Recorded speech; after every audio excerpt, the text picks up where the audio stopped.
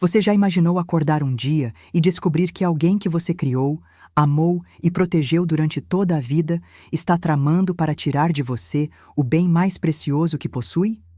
Não estou falando de dinheiro ou bens materiais, mas da sua própria liberdade, pois foi exatamente isso que aconteceu comigo. E o pior, não foi um estranho, não foi um vizinho invejoso, foi meu próprio filho. Tudo começou com um simples pedido. Mãe, é só uma assinatura para agilizar um tour no asilo, você vai adorar o jardim de lá. Ingenuamente, eu assinei. Afinal, era meu filho falando. Mas eu não sabia que aquele seria o último documento que assinaria sem ler. A partir dali, as chaves da minha casa, minha agenda e até meu celular começaram a desaparecer. Coincidência? Eu já sabia que não. Aos poucos percebi que estava diante de algo muito maior do que um cuidado mal interpretado.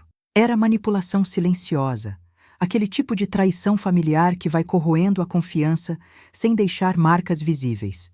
E o que parecia apenas uma preocupação exagerada se revelou como uma tentativa calculada de interdição forçada.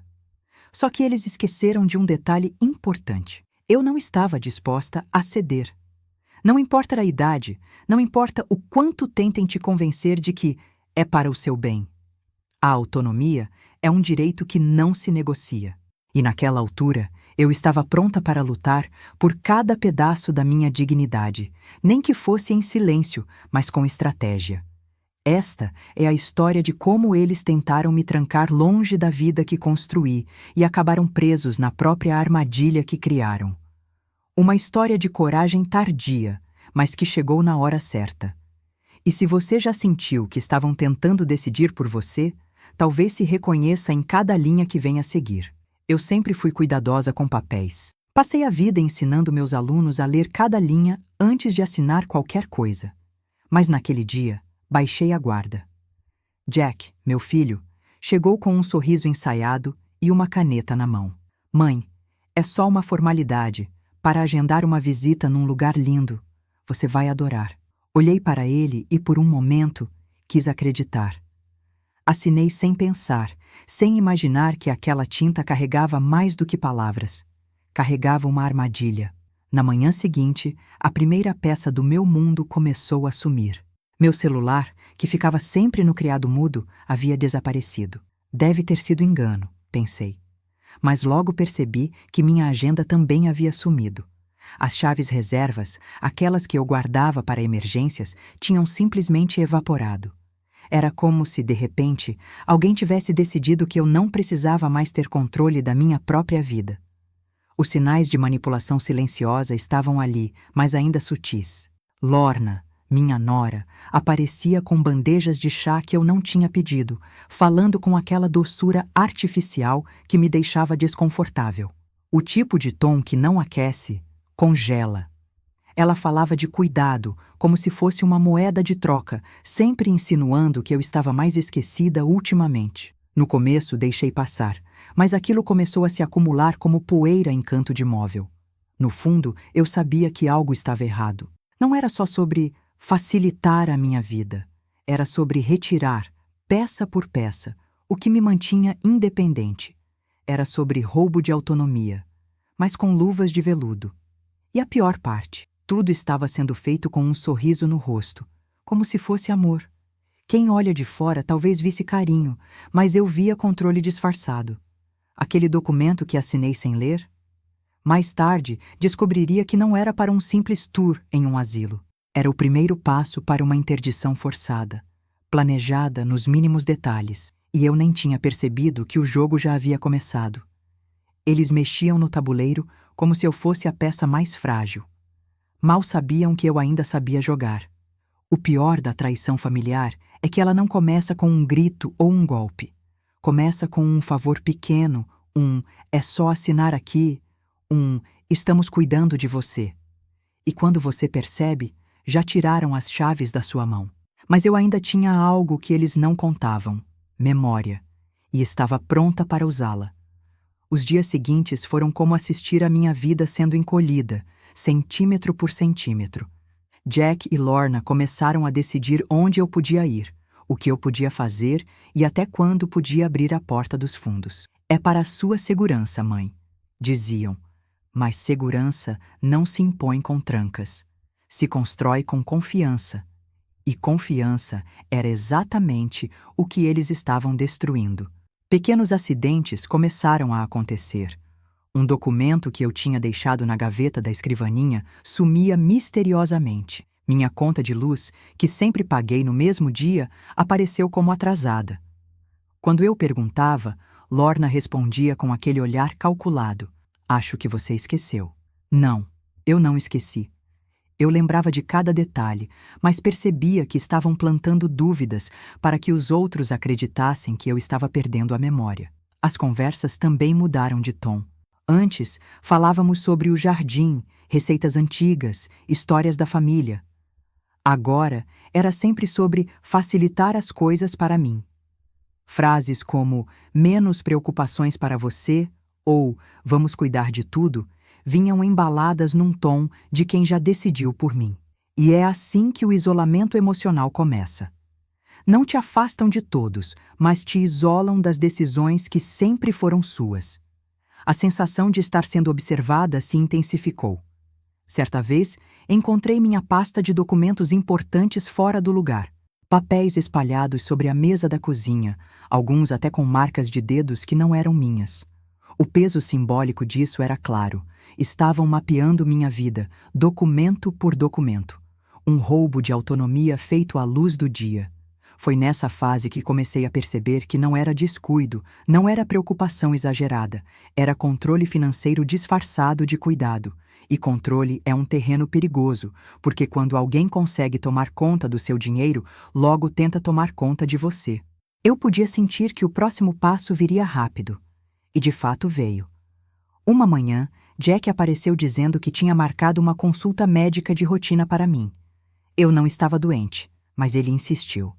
Disse que era importante avaliar como eu estava me adaptando às mudanças. O que eu não sabia é que aquilo era a porta de entrada para o próximo movimento da armadilha.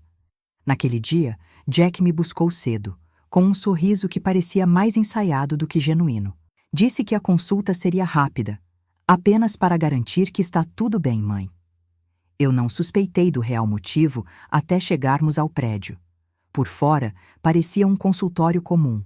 Por dentro, notei a porta trancada pelo lado de dentro e um ambiente mais parecido com uma recepção de clínica psiquiátrica do que de clínica geral.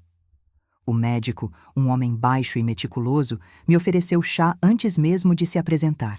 Começou a fazer perguntas banais. Sabe que dia é hoje? Quem é o presidente? Eu respondia com clareza, mas percebia que cada resposta era anotada com um olhar clínico e frio. Então, ele deslizou um formulário na minha direção. É só para confirmar que a consulta foi voluntária. Algo em mim despertou. Lembrei do documento que assinei sem ler e recusei. Não vou assinar nada que me impeça de contestar o que o senhor escrever aqui. O médico tentou insistir, dizendo que era apenas procedimento, mas meu tom foi firme. Jack, sentado ao lado, começou a ficar inquieto. Aquilo não estava saindo como ele planejava. Essa foi minha primeira percepção clara de que não se tratava de cuidado, mas de uma tentativa de internação involuntária cuidadosamente disfarçada. A avaliação psiquiátrica era o pretexto perfeito. Bastava um parecer parcial e eu poderia ser enviada para longe da minha casa, com minha voz silenciada por um carimbo. Saí daquela sala com mais do que alívio. Saí com a certeza de que precisava me proteger de forma estratégica. Entendi que resistência silenciosa não significava passividade, mas agir sem dar munição ao inimigo. A batalha não seria no grito, seria na preparação. E para isso, eu sabia que precisaria de aliados. Não qualquer aliado, mas alguém que me conhecesse o bastante para não duvidar da minha sanidade. Foi nesse momento que pensei em June, minha neta. O que eu não sabia é que ela já estava pronta para entrar nessa luta ao meu lado. June sempre foi diferente. Enquanto muitos jovens da idade dela mal têm tempo para ouvir, ela sempre fez questão de me ligar, mesmo que fosse para dizer apenas um "Oi, vó, tá tudo bem aí?" Naquela semana, quando soube da consulta estranha que Jack marcou, a voz dela mudou no telefone. "Vó, isso não tá certo. Eu vou até você." E foi. sem avisar, sem cerimônia. Ela chegou no fim da tarde, com o cabelo preso de qualquer jeito e uma mochila pesada nas costas. Não trouxe flores, nem doces. Trouxe algo muito mais valioso: atenção. Sentou à minha frente, ouviu tudo e não duvidou de uma palavra. Não tentou justificar o comportamento do pai, nem amenizar a gravidade da situação. Apenas disse: se eles estão tentando te pegar de surpresa, a gente vai surpreender primeiro. Em poucas horas, ela já tinha um plano. Tirou da mochila 2 câmeras pequenas e discretas que funcionavam com alerta no celular. Instalou uma na varanda da frente e outra na porta dos fundos. Se eles aparecerem, a gente vai ter prova. Não vão mais poder dizer que é coisa da sua cabeça. Aquilo era mais do que tecnologia. Era a devolução da minha segurança. June também começou a fotografar cada cômodo, cada gaveta, cada documento que ainda estava no lugar. Criou um arquivo com data e hora de tudo. Assim, se alguma coisa sumir, vamos saber exatamente quando e como. A meticulosidade dela me lembrava de mim mesma, nos meus tempos de professora, organizando trabalhos e provas com precisão. O mais importante é que June não me tratou como vítima. Ela me tratou como parceira. Vó, isso aqui é uma guerra de paciência. Eles vão tentar te cansar, mas você não vai ceder. E eu vou estar aqui para garantir isso. Foi como reacender uma luz dentro de mim. Não estava sozinha. E mais do que isso, tinha ao meu lado alguém com a coragem e a energia que eu precisava. Naquele dia, percebi que apoio inesperado pode ser mais forte do que qualquer defesa planejada. E se antes eu me sentia acuada, agora eu começava a sentir algo que não sentia há semanas: controle. Mas ainda havia muito a proteger, e não era só a casa. Era a minha história, minha identidade e tudo o que construí. Com as câmeras instaladas e as provas começando a se acumular, percebi que a próxima jogada precisava ser no campo legal. Eu sabia que Jack tinha uma procuração antiga, assinada numa época em que nunca imaginei precisar me defender dele. Não podia deixar essa porta aberta. Liguei para Henry, um amigo de longa data e advogado de confiança. Henry, preciso de você. É sério. Ele não pediu detalhes pelo telefone. Apenas disse: amanhã, no meu escritório. Cheguei lá, com June ao meu lado e a pasta de documentos que havíamos organizado. Henry ouviu tudo com o senho franzido. Quando terminei, ele disse: vamos começar pelo básico, revogar qualquer poder que ele tenha sobre você. Em poucos minutos, já tínhamos uma declaração de revogação de procurações, devidamente assinada e registrada em cartório. Aquilo era como colocar um cadeado novo em todas as portas. Mas não paramos aí. Henry sugeriu transferir parte dos meus bens para um trust no nome de June. Assim, mesmo que alguém tentasse acesso indevido, não conseguiria tocar no que estava protegido. Fomos direto ao banco. Trish, a gerente, ficou surpresa com a documentação. Não sabia que seu filho tinha autorização ativa. Eu olhei para ela e respondi: pois agora não tem mais. Ao final do dia, saímos do banco com novas contas, novas senhas e um alívio que não sentia havia semanas. Era como se cada assinatura fosse uma devolução da minha própria liberdade. June segurou a pasta contra o peito e disse: eles vão sentir que perderam o controle. Eu sabia que ela estava certa. Proteger a si mesmo legalmente é como construir um muro invisível. Ele não impede as tentativas de invasão, mas garante que, quando elas vierem, não passem de arranhões na superfície. E pela primeira vez, eu estava me sentindo realmente blindada contra as próximas investidas. No fundo, eu sabia que, depois desse passo, eles não iriam desistir. Pelo contrário, a próxima jogada poderia ser ainda mais agressiva. E foi exatamente isso que aconteceu quando descobrimos o que já estava em andamento pelas minhas costas. A revelação veio de forma inesperada, numa noite em que June estava no computador pesquisando sobre Brookview, o tal lugar lindo que Jack e Lorna tanto exaltavam. Ela suspirou fundo, virou a tela para mim e disse: Vó, isso não é só um asilo. Tem uma ala psiquiátrica de internação fechada. Meu estômago gelou. Eu já desconfiava, mas ver a confirmação ali, com fotos e descrições, foi como levar um soco. June foi além. Descobriu que meu nome já estava no sistema deles, como reserva confirmada. Havia documentos anexados, supostamente assinados por mim, autorizando a avaliação e possível internação. Eu nunca assinei nada disso. Aquilo não era apenas uma tentativa de convencimento. Era uma interdição forçada praticamente pronta para ser executada. Lembrei de cada detalhe. As chaves retiradas, a agenda desaparecida, os documentos sumindo. Tudo fazia parte de um cenário cuidadosamente montado para me fazer parecer confusa e incapaz de cuidar de mim mesma. Era o tipo de manipulação silenciosa que se camufla de preocupação, mas tem a frieza de um plano calculado. Eles não estavam se preparando para agir, vó, disse June. Eles já agiram, só estão esperando o momento certo para te tirar daqui. A frase dela ficou ecoando na minha cabeça. Senti raiva, mas também uma clareza nova. Não dava mais para apenas me defender. Agora era hora de atacar. Peguei minha pasta de documentos, olhei para a chave da minha casa sobre a mesa e disse: se eles acham que vão me tirar daqui, vão descobrir que essa porta não abre mais para eles. June sorriu, mas seus olhos estavam sérios. Ela sabia que o que viria a seguir exigiria mais do que coragem. Exigiria estratégia. E foi exatamente isso que levamos para o próximo encontro com Jack e Lorna. Não mais como mãe e nora, mas como adversários declarados.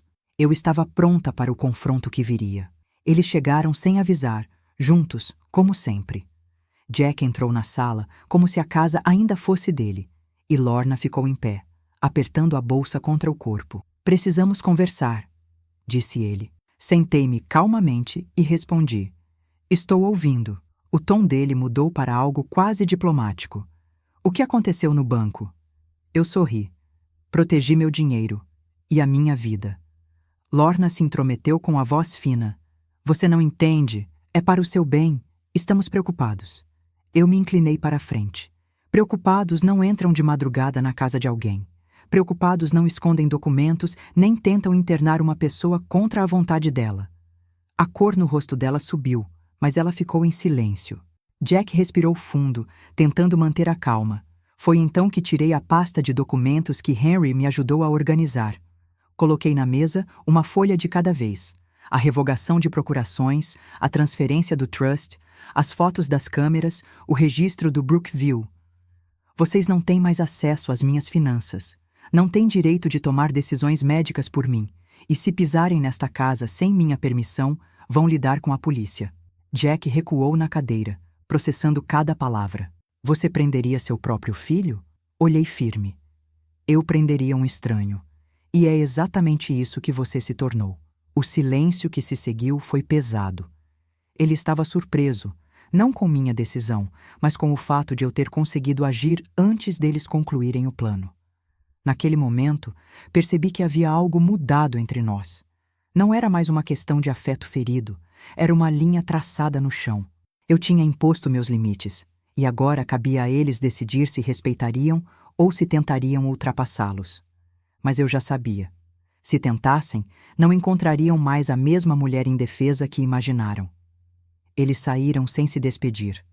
E eu fiquei ali, respirando fundo, sentindo que uma parte da batalha estava vencida. Mas também sabia que esse tipo de gente não recua fácil. O próximo movimento viria de forma mais sorrateira. E, de fato, ele não demorou a chegar. As primeiras investidas depois do confronto vieram como sombras.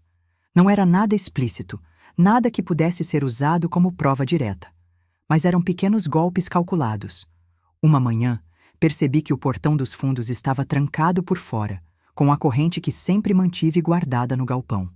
Outra vez, minha caixa de remédios apareceu reorganizada, com comprimidos faltando. Coincidência? Não havia mais espaço para acreditar nisso. Numa madrugada, acordei com o som da câmera de segurança apitando no celular de June. No vídeo, Jack e Lorna estavam na varanda, parados, sem tocar a campainha, apenas observando a porta como se estivessem esperando algo acontecer. Não disseram uma palavra, ficaram ali por 1 minuto e foram embora. Aquilo não era visita, era intimidação pura. Além disso, objetos começaram a mudar de lugar. A pasta de contas que eu guardava no armário estava agora na mesa da cozinha. O porta-retrato com a foto de Walter foi parar no chão do corredor. Eram detalhes pequenos, mas suficientes para que, diante de terceiros, alguém dissesse: ela está ficando confusa, mexe nas próprias coisas e esquece. Era um roteiro ensaiado, e eu era a personagem que eles queriam desacreditar. O golpe mais ousado veio por telefone. Uma voz masculina, dizendo ser do setor de admissões de Brookville, ligou para confirmar minha entrada na próxima sexta-feira. Quando perguntei quem havia feito a solicitação, ele gaguejou e disse que a documentação já estava aprovada. Desliguei, mas fiquei com a certeza de que a tentativa de internação involuntária ainda estava viva. June, cada vez mais envolvida, reforçou as câmeras, trocou as fechaduras e me fez prometer que não abriria a porta para ninguém sem avisá-la. Isso é guerra psicológica, vó. E eles estão tentando te cansar até você mesma acreditar que precisa de ajuda. Ela estava certa, mas para mim aquilo só reforçava uma coisa: não iria recuar. Foi nessa fase que o inevitável aconteceu. Um comunicado oficial do Serviço de Proteção ao Idoso, APS, chegou à minha caixa de correio, marcando uma visita para avaliar minha capacidade. Era a próxima cartada deles, e eu estava pronta para recebê-los. A carta do APS chegou com aquele tom burocrático que parece inofensivo, mas carrega peso. Dizia que haviam recebido preocupações sobre meu bem-estar e que, por lei, precisavam realizar uma avaliação presencial. Não mencionava nomes, mas eu sabia muito bem de onde vinha a denúncia. Jack e Lorna estavam tentando usar o sistema para legitimar a narrativa deles. June, sempre estratégica, transformou o fim de semana em uma preparação meticulosa. Organizamos a casa de forma natural, sem teatralidade. Documentos importantes ficaram à mão: certidões, contas pagas, extratos bancários, tudo com datas atualizadas. Fotos de família bem visíveis, não como enfeite, mas como lembrete de que minha vida tinha história e continuidade. Até o meu planner ficou aberto sobre a mesa, mostrando compromissos anotados para as próximas semanas. No dia marcado, a agente chegou pontualmente às 11 horas. Uma mulher de uns 40 anos, olhar atento e postura formal. Se apresentou como Nora e disse que a visita seria para entender melhor minha rotina. Respondi com um sorriso. Então vamos começar pelo café. Prefere coado ou expresso? Ela aceitou, e eu percebi que o gelo havia sido quebrado. Passeamos pela casa. Mostrei onde guardava documentos, como organizava meus remédios e até minha pequena horta de ervas na varanda. Respondi a cada pergunta com calma e clareza, sem pressa, mas com firmeza. Quando ela quis saber sobre finanças, entreguei-lhe a pasta organizada com Henry e expliquei as mudanças que fiz para proteger meu patrimônio. No fim, Nora fechou a prancheta e disse: "Pelo que vi aqui, a senhora mantém total autonomia e clareza. Meu relatório refletirá isso." Eu agradeci, mas dentro de mim sabia que aquele resultado era mais do que um alívio momentâneo. Era uma barreira sólida contra a narrativa que tentavam construir. Assim que Nora saiu, olhei para June. Ela sorriu. "Primeira vitória oficial, vó." Eu concordei, mas sabia que ainda havia uma última parte da batalha: garantir que eles nunca mais tivessem poder sobre mim, nem no papel, nem na prática. Depois da visita do APS e do relatório favorável, senti como se tivesse recuperado o chão. A primeira decisão foi definitiva. Fui ao escritório de Francine, a advogada que assumiu os casos de Henry, e pedi a remoção completa do nome de Jack do meu testamento. "Quero que fique claro que minha casa, minhas economias e meus bens vão para June", disse sem hesitar. Francine não questionou, apenas sorriu e disse: "É assim que se protege um legado." Mas a reconstrução não era só sobre papéis. Era também sobre devolver vida à minha casa. Comecei a abrir as janelas de manhã, a preparar meu café com calma e até a arrumar o jardim que, por meses, eu havia negligenciado. Aos poucos, a sensação de vigilância foi cedendo lugar a algo que eu não sentia havia tempo: paz. June trouxe uma ideia que mudou tudo. "Vó, por que você não volta a ensinar? Não como antes, mas de forma leve aqui em casa." Criamos um pequeno círculo de leitura para crianças da vizinhança. Nas segundas e quintas, minha sala se enchia de risos, vozes curiosas e perguntas que me faziam lembrar por que sempre amei ensinar. Era como devolver propósito aos cômodos que antes pareciam silenciosos demais. As câmeras continuaram instaladas, mas agora eram quase um detalhe. Eu já não olhava para a porta esperando más notícias. Em vez disso, esperava pelas mães que vinham buscar os filhos depois da aula, pelas vizinhas que traziam bolo, pelo som da rua voltando a ser apenas rua. Era uma reconstrução silenciosa, mas profunda. E nessa nova rotina, percebi que a maior vitória não foi afastar Jack e Lorna. Foi reconquistar minha autonomia, provar para mim mesma que dignidade não é um presente que alguém pode dar ou tirar. É uma escolha diária. Uma escolha que eu estava fazendo todos os dias. Foi nesse clima de renascimento que uma carta inesperada chegou. Reconheci a caligrafia na hora. Era de Jack. E embora eu soubesse que poderia ser mais uma tentativa de manipulação, decidi abrir. A leitura mudaria a última peça dessa história.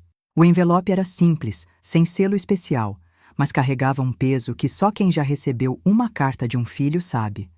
Abri devagar, quase como se o papel pudesse me machucar. As primeiras linhas me surpreenderam. Mãe, eu errei. Não era comum Jack admitir falhas.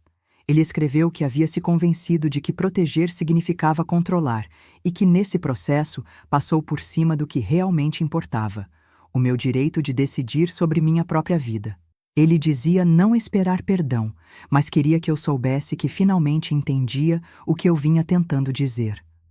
Reconhecia que a interdição forçada, o controle financeiro e o isolamento emocional não eram cuidados, eram abusos, mesmo que ele não os tenha visto assim na época. E pela primeira vez, citou June com respeito, agradecendo por ela ter estado ao meu lado. Ler aquelas palavras me trouxe sentimentos mistos. Parte de mim queria acreditar que ele estava mudando. Outra parte sabia que certas feridas não se fecham com um pedido de desculpas no papel. A confiança, uma vez quebrada, não se reconstrói apenas com arrependimento. Precisa de ação. E até aquele momento, eu só tinha palavras. Dobrei a carta e coloquei-a na mesma gaveta onde guardo a carta antiga de Walter, meu falecido marido. Não para guardar rancor, mas para lembrar que até histórias complicadas fazem parte de quem somos. Guardei-as lado a lado, como registros de dois amores diferentes, um que me fortaleceu e outro que me testou. Não respondi a Jack, não por falta de vontade, mas porque ainda não era a hora. O silêncio, às vezes, é mais eloquente que qualquer discurso. E naquele momento, meu silêncio dizia: ainda não estou pronta. Enquanto fechava a gaveta, percebi que não precisava decidir naquele instante se o perdoaria. Minha prioridade não era consertar a relação com ele, mas continuar vivendo com a paz que lutei para recuperar. E essa decisão, ao contrário de qualquer outra, era só minha. Olho para trás e percebo que a parte mais difícil não foi enfrentar Jack e Lorna. Foi enfrentar o medo silencioso que quase me convenceu a aceitar a situação. É assim que muitos perdem a própria voz. Não porque alguém os cala à força, mas porque, aos poucos, vão acreditando que já não têm direito de falar. Essa é a armadilha mais perigosa do isolamento emocional. Hoje, sei que dignidade não se pede, se impõe. Não com gritos ou violência, mas com limites claros e ações concretas. Cada tranca nova na porta, cada documento protegido, cada prova reunida foi mais do que defesa. Foi reconstrução. Foi me lembrar, diariamente, de que minha vida ainda é minha para decidir. Sei que muitas pessoas na minha idade já passaram ou passarão por tentativas de controle disfarçadas de cuidado. Meu conselho é simples: nunca assine nada sem ler. Nunca entregue suas chaves sem motivo e nunca permita que façam você duvidar da sua própria memória sem buscar confirmação. Proteja-se antes que precise se defender. Essa história não é só sobre resistência silenciosa, é sobre coragem tardia. Porque nunca é tarde para retomar o que é seu. Seja sua casa, seu dinheiro, sua autonomia ou, acima de tudo, a sua paz. E acredite, Paz é um bem que, uma vez recuperado, você guarda com unhas e dentes. Se você que está me ouvindo sente que alguém está tentando decidir por você, saiba que sua voz ainda importa, sua história ainda importa. E o capítulo final não está escrito até que você escolha como ele termina. Então, conte a sua história, não se cale. E se essa mensagem fez sentido para você, inscreva-se no canal, ative as notificações e deixe seu comentário. Compartilhe o que viveu para que outros também encontrem coragem para se proteger e continuar vivendo do jeito que escolheram. Você já parou para pensar quantas vezes deixou que alguém decidisse por você só para evitar um conflito? E quantas dessas decisões, silenciosamente, roubaram um pedaço da sua autonomia? A minha história é a prova de que recuperar o controle nunca é fácil, mas é sempre possível, mesmo quando parece tarde demais. A idade não nos torna menos capazes, apenas mais experientes. E experiência é arma poderosa quando usada com clareza e coragem. A cada limite que você impõe, a cada não que você diz, está escrevendo novamente a narrativa da sua vida e mostrando que ninguém tem o direito de reescrever sua história sem a sua permissão. Então, se algo no que eu contei hoje ressoou com você, faça um compromisso consigo mesmo. Proteja o que é seu, defenda a sua voz e não permita que o medo dite seus passos. Lembre-se, você é o guardião da sua história e ela merece ser vivida do seu jeito. E agora, eu quero ouvir você. Já passou por algo parecido? Já sentiu que tentaram controlar sua vida contra a sua vontade? Conte nos comentários. Sua experiência pode inspirar ou alertar alguém que está passando pelo mesmo. Se inscreva no canal, ative as notificações e compartilhe este vídeo com quem precisa ouvir que ainda é dono da própria vida. Porque juntos podemos transformar histórias de tentativa de controle em histórias de vitória e dignidade.